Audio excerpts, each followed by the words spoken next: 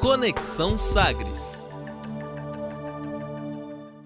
Olá, está começando mais uma edição do Conexão Sagres, a 28ª edição do Conexão Sagres, pela primeira vez em um dos novos estúdios aqui do Sistema Sagres de Comunicação, estúdio que respira sustentabilidade, e este vai ser um dos assuntos dessa edição do Conexão.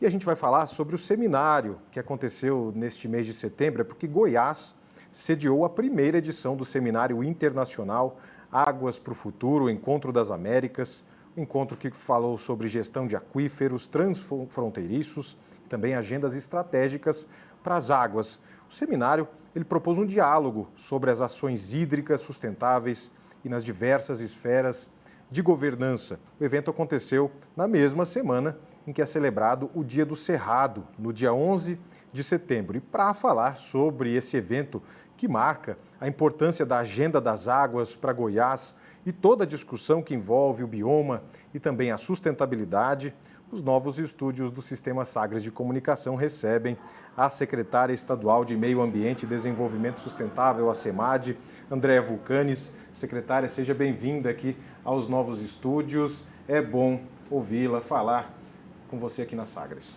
Bom dia, eu que agradeço, estarmos aqui nesse dia de hoje falando de tantos assuntos importantes, na semana em que se comemora o Dia do Cerrado e depois aí do saldo do nosso seminário internacional, que foi um sucesso, um evento de muito conteúdo, a gente vai poder compartilhar aqui no dia de hoje com a honra aqui de estar nesse novo estúdio. Pois é, secretária, a honra é toda nossa. Mais uma vez agradecendo aqui a sua presença. Pois é, falando do seminário, foi a primeira edição do Seminário Internacional Águas para o Futuro, um seminário que aconteceu em Rio Quente, secretária? Berço das águas termais aqui do estado, maior instância termal que existe. Eu queria perguntar, o que foi debatido? É possível fazer um balanço do que foi conversado, do que foi discutido lá no evento? Sim, acho que antes de mais nada, acho que é importante contextualizar, a primeira vez que o governo de Goiás, por meio da Secretaria de Meio Ambiente, promove um evento em âmbito internacional. Isso leva as nossas ações, o nosso estado para fora do Brasil, a gente entendendo da dimensão e da importância da valorização do nosso cerrado em outras realidades nacionais, e foi isso que a gente pretendeu fazer aqui, fazer um diálogo com os países das Américas, construir uma agenda comum, porque as águas elas não respeitam limites transfronteiriços.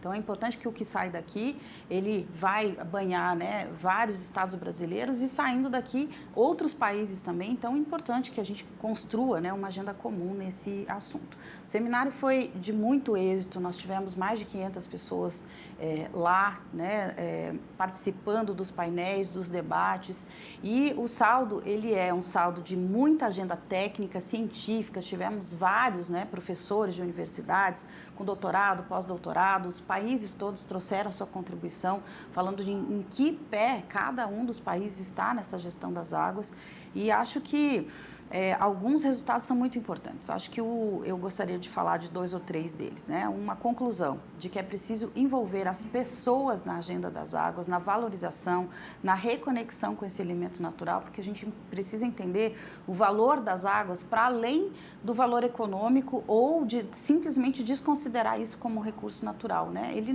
Ela não é só aquela água que a gente usa numa atividade econômica ou dentro da nossa casa, não. Aquilo tem um valor essencial. A água gera vida, nenhum ser vivo existiria se não tivesse água nesse planeta. Então a água veio antes.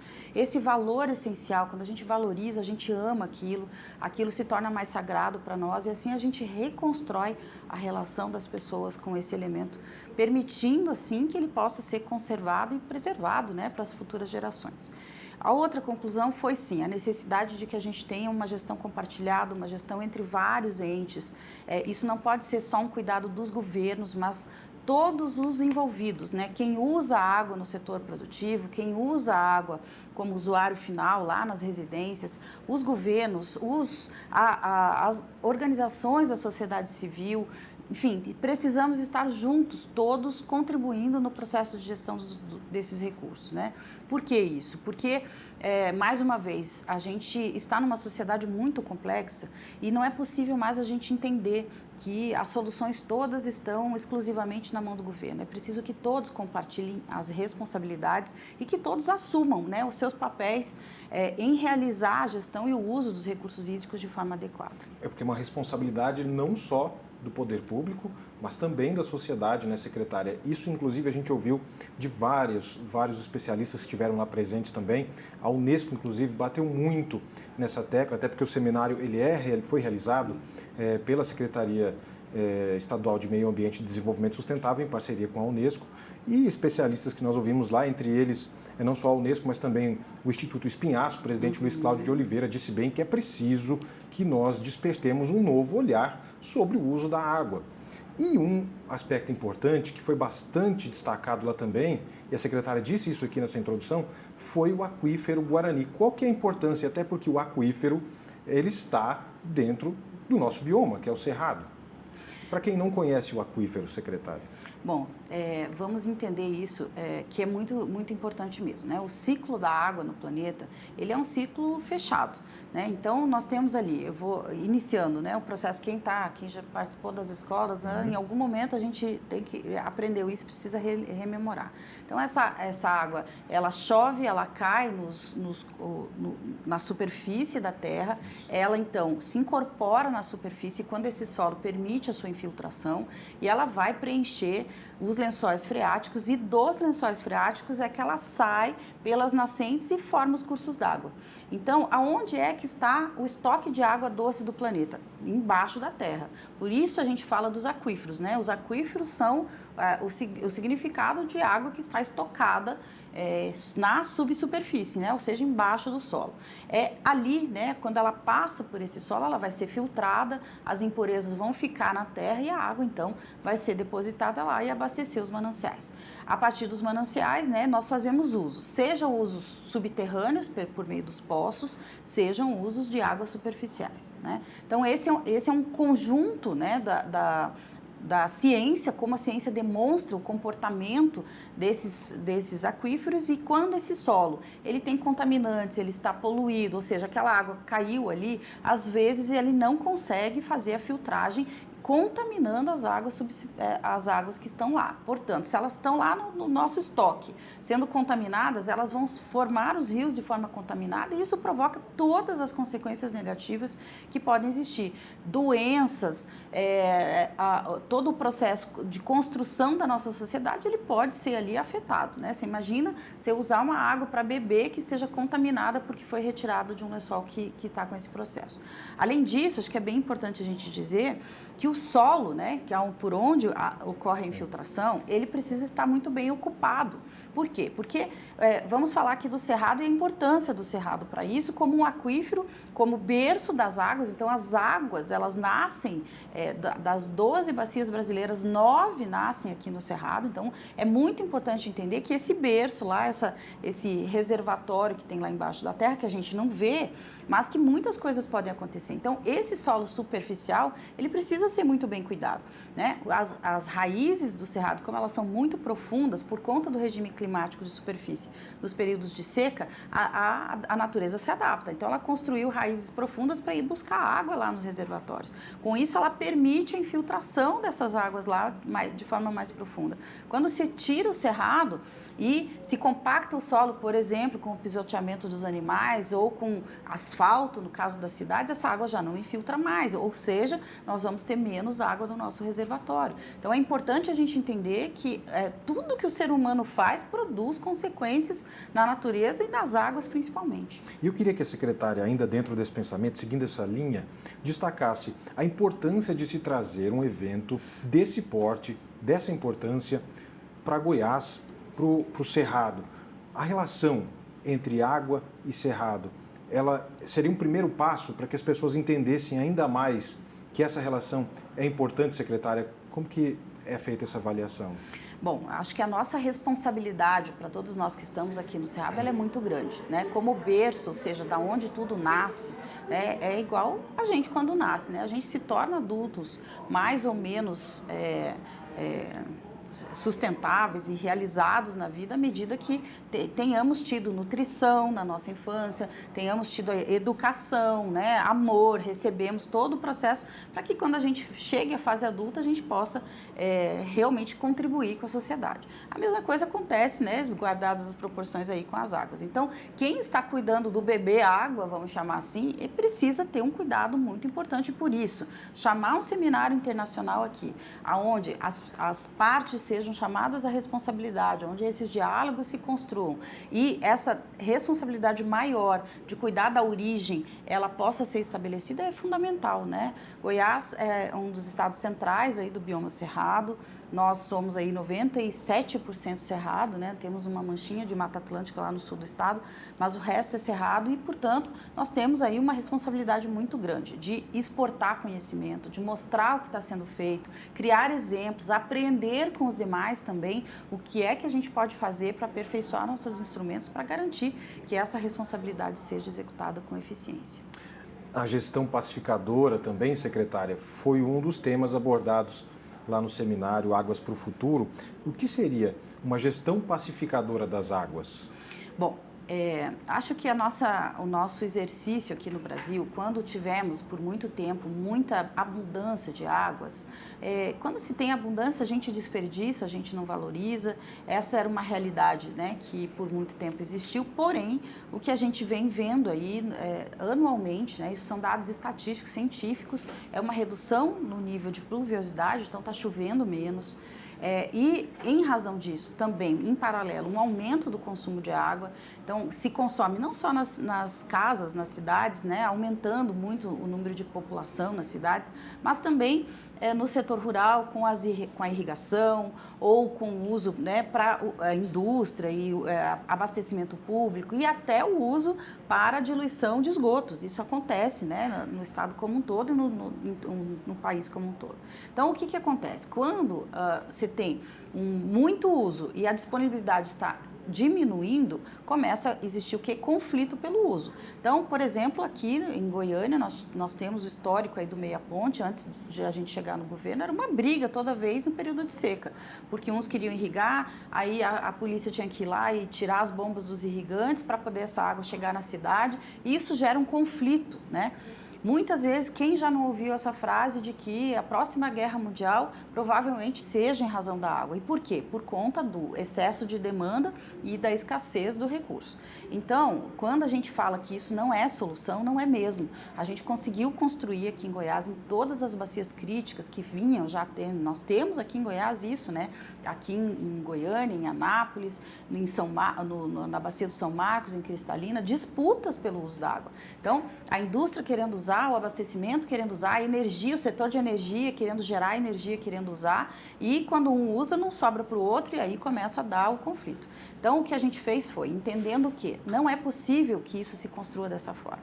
Então, brigando, debatendo, quem tem mais força, quem tem mais poder, nós não vamos chegar, porque a água é um elemento essencial para todos nós, para todos os setores. Sem energia, a gente não estaria aqui falando, portanto, nós precisamos da energia, nós precisamos dos alimentos que estão sendo produzidos, e para isso se usa água, nós precisamos do abastecimento público, nós precisamos de diluir os esgotos. Então, todos esses usos são importantes e úteis ao ser humano, né? Então, é importante a gente entender que como é que a gente tem que fazer gestão? Pacificando.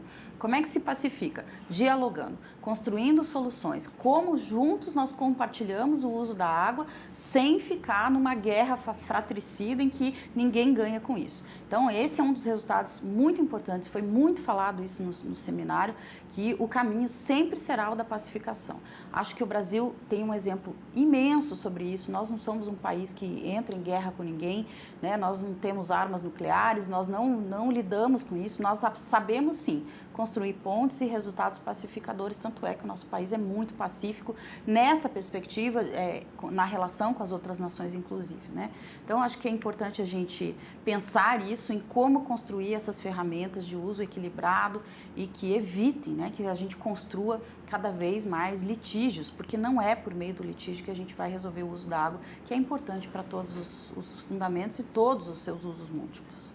Muito bem, nós estamos conversando aqui no Conexão Sagres com a secretária de Meio Ambiente e Desenvolvimento Sustentável de Goiás, Andréa Vulcani, sobre o seminário Águas para o Futuro, que aconteceu neste mês de setembro em Rio Quente protagonizando aí um seminário importantíssimo para falar, abrindo, né, a agenda das águas aqui, não só em Goiás, mas também no país, no continente, né, por que não dizer, secretária. E no decorrer do seminário, com a presença do governador Ronaldo Caiado, foi assinado o Pacto pela Governança da Água, junto à Agência Nacional de Águas e Saneamento Básico, a ANA.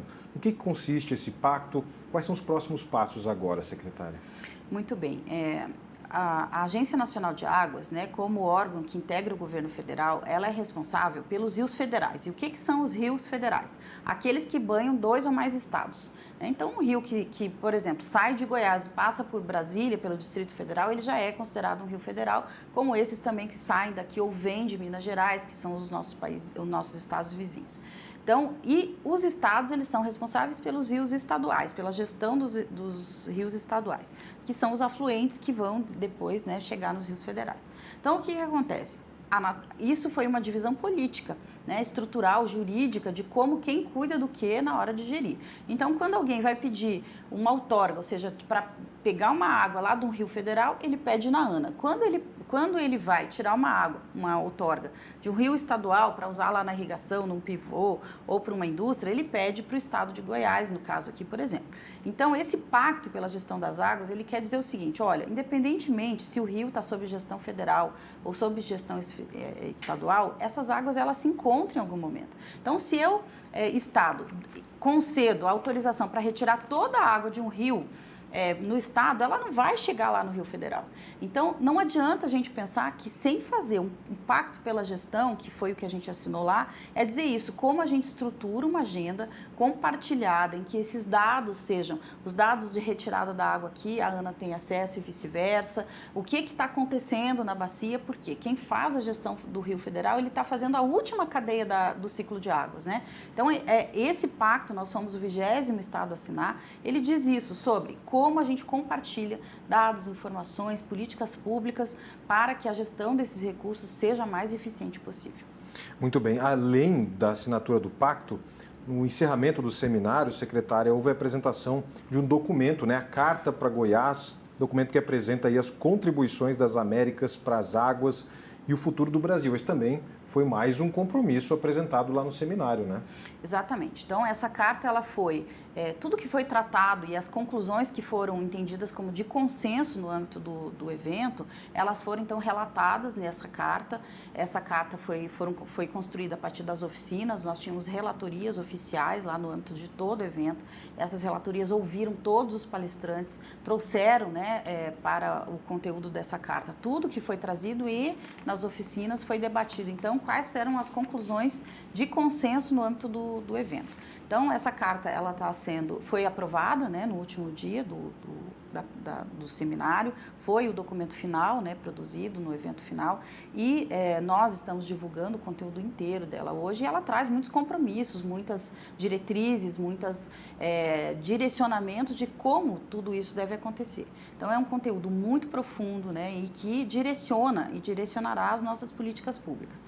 Boa parte disso a gente já vem executando, mas é sempre importante a gente consolidar o pensamento, o grande resumo de tudo que foi discutido, para que a gente, de fato, ao instalar uma política pública, ao executar uma política pública, por exemplo, vamos pacificar uma bacia, quais são os instrumentos, a gente vai se socorrer da carta como uma grande meta a ser atingida ou um grande caminho de como fazer as coisas para elas darem certo. Ainda pensando nesse caminho, secretária, como que ocorre, por exemplo, o diálogo entre os estados que integram o bioma Cerrado? A gente sabe que o Cerrado não está só em Goiás, ele integra o Tocantins, Minas Gerais, uma parte de São Paulo, Mato Grosso do Sul, enfim. O Cerrado está em diversas regiões. Como que os estados dialogam para tratar dos compromissos relacionados ao bioma Cerrado? Como que esse diálogo flui? Hoje nós temos, né, a Associação dos Órgãos Ambientais de Meio Ambiente, os órgãos estaduais de meio ambiente, é a ABEMA, que é uma associação que congrega todos os órgãos de meio ambiente e recursos hídricos do Brasil. Ela tem lá no seu âmbito as câmaras técnicas especiais e dos biomas. Então, nós temos lá a Câmara do Bioma Cerrado, que é um ambiente onde os secretários de Estado e suas equipes técnicas debatem, então, essas políticas públicas para o Cerrado. Exatamente nesse momento, nós estamos com a Câmara Técnica instalada, nós apresentamos, em conjunto, os estados do Bioma Cerrado, um documento propositivo ao Ministério do Meio Ambiente, no sentido de que a gestão e o controle do desmatamento e todo esse processo, ele seja estabelecido de forma conjunta e equilibrada, porque o que a gente observou ao longo do tempo é que os estados acabam estabelecendo instrumentos diferentes, às vezes não avançam tanto na gestão, outros avançam mais, e esse desequilíbrio entre as gestões pode contribuir aí com a degradação ambiental e tudo isso. Então, nós temos usado a ABEMA como um locus onde esse debate tem acontecido de forma muito profunda e muito proveitosa. Nós tivemos aqui também no nosso evento a presença do secretário de Estado do Tocantins, do secretário de Estado de Rondônia, que também tem cerrado em Rondônia, parece que é só a Amazônia, mas tem cerrado também, e isso tudo vai nos ajudando aí a construir as soluções. Inclusive, o nosso pacto pelo desmatamento ilegal zero, que foi lançado dia 5 de setembro, foi agora o secretário Tocantins que vai implantar o mesmo pacto lá no Tocantins, e assim a gente vai inspirando, trocando políticas públicas e construindo um futuro melhor. Secretário de Meio Ambiente do Tocantins, Marcelo Leles, que esteve lá presente no evento, também conversou com a Sagres sobre esses assuntos, sobre o seminário em si e sobre a importância do Cerrado. Secretária, falando sobre essa importância do bioma, como está o Cerrado em relação a outros biomas, em relação à Amazônia, por exemplo? A gente ouviu especialistas também, ouviu a secretária, o próprio secretário do Tocantins, lá durante o seminário. O Cerrado, ele realmente figura nessa situação de segunda posição em relação à importância de biomas, quando a gente olha para a Amazônia. Isso pode ser mudado? Qual que é a avaliação que a secretária faz? Infelizmente, a narrativa internacional, ela acaba tendo um olhar muito grande para a Amazônia, e eu reputo isso menos a importância ambiental, porque a gente precisa entender que todos os biomas são importantes, não tem um mais importante do que o outro. As diferenças entre os biomas, elas representam territórios e clima. Então, o que acontece na Amazônia, que é a chuva, que ocorre lá praticamente todos os dias, aqui não, nós temos períodos de estiagem e chuvas que são muito diferenciados entre si, e isso muda a natureza de como as coisas se comportam, Então, nós temos outros tipos de árvores, de fauna e tudo mais, em razão dessa diferença climática. Mas é só isso a diferença, Do ponto de vista da importância dos biomas, todos são essenciais. O Cerrado, ele, inclusive, do ponto de vista de biodiversidade, ou seja, mais espécies de fauna e de flora do que a própria Amazônia. Então, precisamos considerar que as narrativas, e isso é muito importante que a sociedade apreenda, nem tudo que aparece na mídia, nem tudo que se fala nas narrativas internacionais é verdade. Eu mesma tenho feito muitas viagens e entendendo como é que isso funciona. Lá na Europa, eles não entendem o que é o Brasil, eles não sabem o que é uma floresta amazônica, eles têm uma fala, uma narrativa que eles ficam repetindo, impondo no resto do mundo, mas as pessoas mesmo, elas não têm noção do tamanho da Amazônia, ou da dimensão do nosso cerrado, eles não sabem nem o que é biodiversidade, porque lá não tem mais isso, As pessoas lá não sabem que, por exemplo, num metro quadrado de cerrado, você pode encontrar 200 espécies de vegetação, de plantas diferentes, eles não conseguem compreender, porque isso não existe lá, Então, é importante a gente valorizar o nosso país, valorizar os nossos biomas, entender que o Cerrado é tão importante quanto a Amazônia, e esses diálogos, esse seminário internacional, ele também fixa isso, um outro conteúdo para dizer, olha, peraí, a Amazônia é importante, sim, mas o Cerrado, a Mata Atlântica, o Pantanal, todos são biomas que são relevantes e que constituem. A gente tem que lembrar que, por exemplo, as águas do Cerrado, como a gente chama, berço das águas, elas saem daqui, vão descendo os rios, ela pega aqui, no caso do Araguaia, vai descer lá no Tocantins, pega a Amazônia no Pará, deságua lá no Oceano Atlântico, hidrológico e na forma de chuva elas voltam pelos chamados rios voadores, chove aqui no Cerrado, recarrega o aquífero e volta. Isso é um ciclo. Então isso tudo está interligado, não há separação, porque o bioma é esse ou aquele, né? Isso tudo é um conjunto que precisa estar equilibrado para que funcione bem para todos. Secretária, muito obrigado pela participação aqui conosco no Conexão Sagres. Obrigado por atender ao nosso chamado. Até uma próxima oportunidade. Eu é que agradeço. Fica aqui a nossa mensagem de que a gente se conecte mais com a natureza. Meu convite para que a gente vá lá, pegue na terra, entre nas águas e realmente sinta a potência da natureza para o nosso equilíbrio, para a nossa saúde, para a nossa qualidade de vida. Isso é transcender também a importância do bioma que nos cerca, né? Secretária Andréa Vulcanes, titular da SEMAD Goiás, primeira entrevistada de mais um dos novos estúdios aqui do Sistema Sagres de Comunicação para a 28ª edição do Conexão Sagres, cujos destaques você acompanha também lá no sagresonline.com.br. Até a próxima!